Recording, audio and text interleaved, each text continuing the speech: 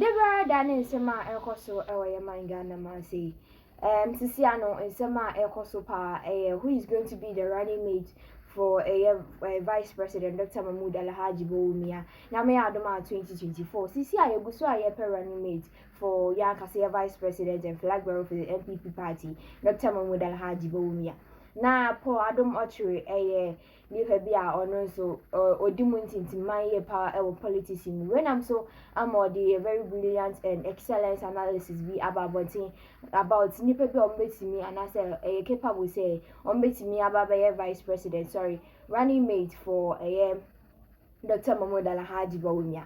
Nipa ni bi ya nkasa papa member of parliament for Bantima Asenso Boache, member of parliament for Swami constituency, say chairman Sabunsu Napo, former education minister. Nipa ni bebre ekika ho ene po adomochi obo mudin say be possible say nyame adoma vice president Dr. Mahmoud Alhaji Bawumia betimi de omo aye running mate for ono. Me pese me so brenu adaji bebre de yanko nyenkoti nsema po adomochi editudwa.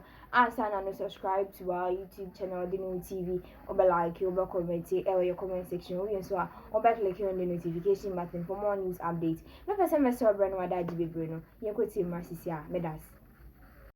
People say no, it doesn't have to be a shanty from Begro, a shanty from my hometown, Kwamo, a shanty from Josu, John Kume's hometown, a shanty from my father's father is from Kwamo, but he lived in Nkasim, so people think that he's from Nkasim. So you don't say an Ashanti from Nkasim. So the Ashanti towns are Nkasim, Ejoso, Kumewu, Bampon, those kind of hardcore places, or the Kumasi places. And Suta is big, yeah, those places, Kukufu, that's Ashanti. So some people are saying that yes, it is true, but let's pick an account candidate that people can rally behind. That's not just Ashanti. You heard in Parliament that they are pushing the Ashanti agenda. I don't know how that's going to end. I don't know what the presidential candidate is thinking, but this is our analysis. Okay. The first three, Ay3hu Running. Now, Ay3hu Running rose to fame when he was Deputy Minister of Education. He started talking on programs like ours, on Newsfile, and as he spoke, people began to wonder that, where has this guy been? Who is he? The Deputy Minister of Education. Charlie, the guy is brilliant, man. Where is he coming from? And they said he's from California, he's from America. So one day I brought him here and I said, he should tell his story. And then he said, well, he's in California he's built a school, he's doing very well in education. He's an education professional. He studied land economy at KNUST, went over abroad and took his PhD in education. So he's an education person. He was minding his business in California when Akufo-Addo came in 2010 or so, after he had lost 2008. So he met him and he talked to him about education. He said, is that what you do here? Akufo-Addo said, why didn't you come to Ghana? We need you to come and work. And he said, oh, I'm not a politician. I said, no, it doesn't matter. Where do you come from? He said, I come from Boston. He said, call Freddie Blay and people, they will sort you out. Come. I need you in Ghana. Hurry up and come. He thought it was a joke. Akufo-Addo went and phoned him. He said, Dr. Ay3hu, are you coming? You say you are from Jachi. Are you coming? Will you? Okay, blah, blah, blah, blah. Long story short, Ay3hu sits in America. He's elected as a member of parliament for Jachi. Anyway, he comes in and he becomes a member of parliament. Later on, the party win power. He's made Deputy Minister of Education. People hear him and they say, this is education. Education. So he's there. Matopoku Prempeh had demonstrated a certain loyalty to the Akufo-Addo system. Now, I didn't know him that well.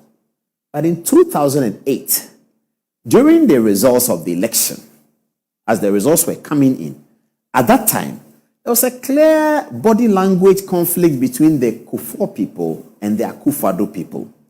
And the Akufo-Addo people felt that the Kufuor people were not giving the support that they needed to give for this election because Alan Kyerematen had been defeated. In the midst of that, I was in the room when at that time, the candidate Akufo-Addo was, and there were a few other people there. And they said to him that Napo is looking for him. Then he said, let him come. And it appeared that the conversation they were having was quite sensitive at that time. They were looking at some figures. It was quite sensitive.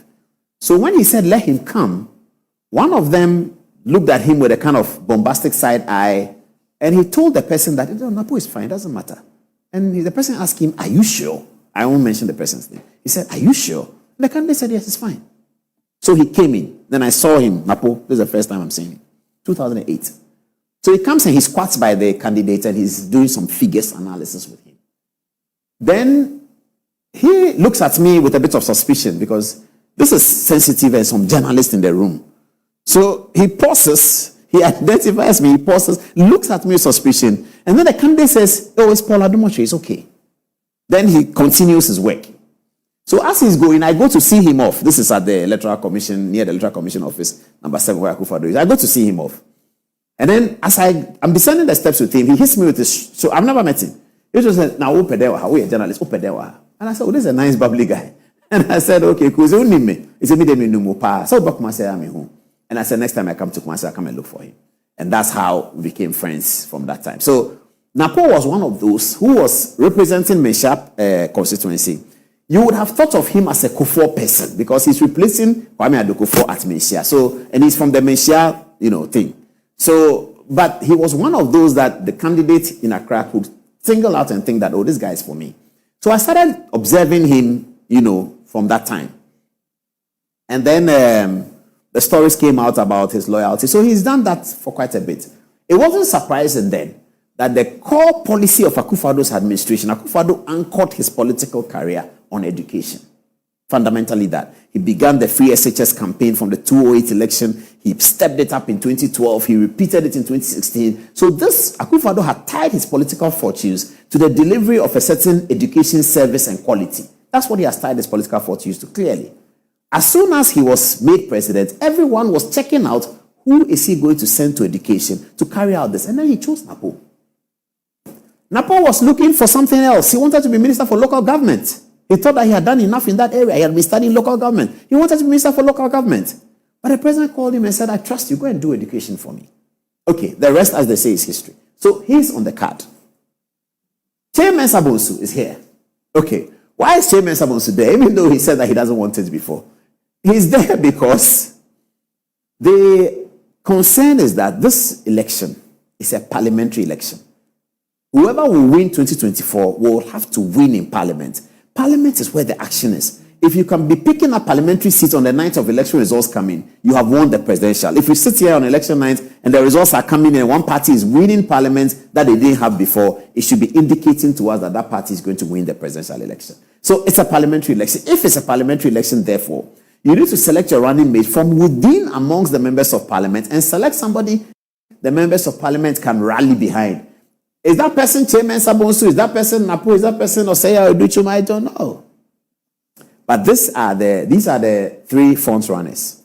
The point about the running mate, though, it doesn't always go to front runners. Always. In fact, often it doesn't go to front runners. Maybe this year it will change, but it doesn't often go to front runners. We will consider the dark horses in a moment. But let me now go to my Independence Arc chart.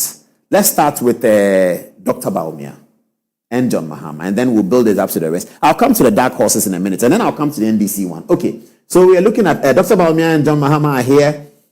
Whom do you trust on governance, on economic recovery, and ICT development? Whom do you trust? Because this is number one for MPP, this is number one for NDC. This is not going to change. Whom do you trust? We asked that question already.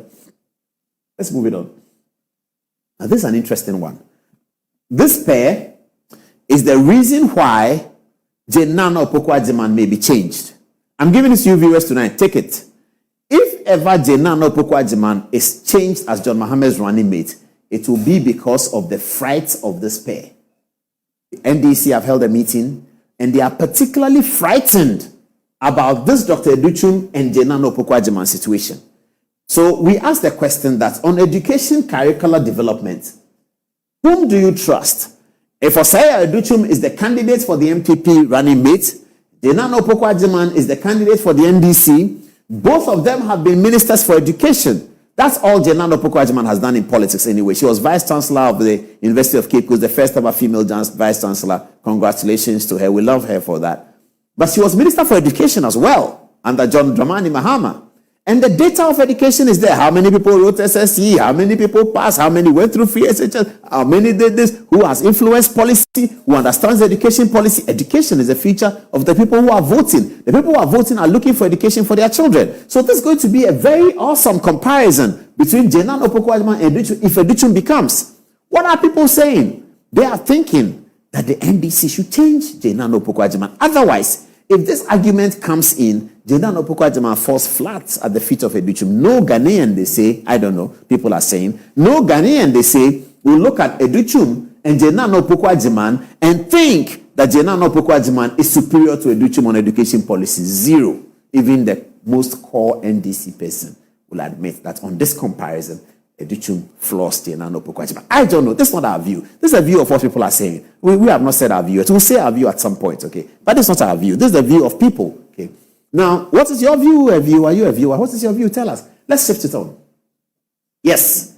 In the other event that Napo is made the running mate, again, he's been Minister for Education for 4 years. Jane Nana Opoku-Agyeman has been Minister of Education for 4 years. The comparison is going to come again. Who do you trust on education policy and curricular development? Napo is here. He has a record of education, 17 to 21. Jane Nana Opoku-Agyeman has a record, 13 to 17. Who do you trust on education? Is education important to Ghanaians at all? I believe the answer is yes. It's always important to everyone, especially these days. Now, if you're going to hand over the reins of a government, of government to a group of people, you have to check what their education strength is. Maybe John Mahama can be president and can have a fantastic education minister. We don't know. But for the purpose of the election, we are looking at record. Because this election is going to be about record. Nobody is coming in afresh. Nobody is coming in anew. Nobody is coming in without experience. Nobody is coming in without having been there before. They've all been there before. And they are competing against each other again. So Napo has a record for education. Jane Nana Opoku-Agyeman has a record for education. We're going to pull up that record. I think this coverage is very simple for media. If we want to do our work the way we have to, it's very simple. It's record versus record, record versus record, record versus record. I remember ahead of 2020 elections, I interviewed President Akufo-Addo in the studio when we opened the studio.